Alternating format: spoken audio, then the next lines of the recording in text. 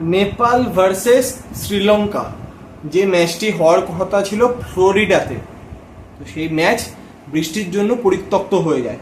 তো যার ফলে দুটি দলই এক এক করে পয়েন্ট পায় এবং এর সাথে সাথে কার্যত 2024 টি-20 ওয়ার্ল্ড কাপ থেকে ছিটকে গেল শ্রীলঙ্কা। খুব যদি কোনো অঘটন না ঘটে তারা কোয়ালিফাই করতে পারবে না।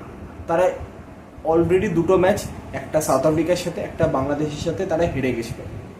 তো তাদের কাছে এগেনস্ট নেপাল ম্যাচটা ছিল must win game, do or die match, এরকম একটা সিচুয়েশন। কিন্তু সেই ম্যাচ যখন বৃষ্টির জন্য হলো না, তারা 1 পয়েন্ট পেল।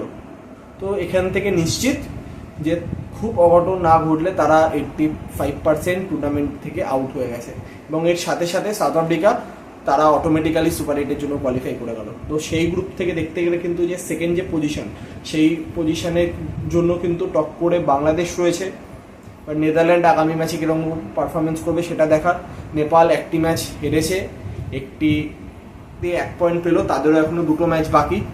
তো এই গ্রুপ থেকে এখনও যে সেকেন্ড দল হিসেবে কোন দল সুপার 8-এ যাবে সেটা এই মুহূর্তে বলা সম্ভব না। কিন্তু এখান থেকে দেখতে গেলে কিন্তু শ্রীলঙ্কা দল তাদের এই বছরের পারফরমেন্সে খুবই হতাশ হবে। তো তারা সাউথ আফ্রিকা ম্যাচেতে কোনো ফাইটে দিতে পারেনি, কিন্তু এগেনস্ট বাংলাদেশ তারা ফাইট করেছিল, কিন্তু সেটা এনাফ ছিল না। তো তারা সেই রানকে ডিফেন্ড করতে পারেনি।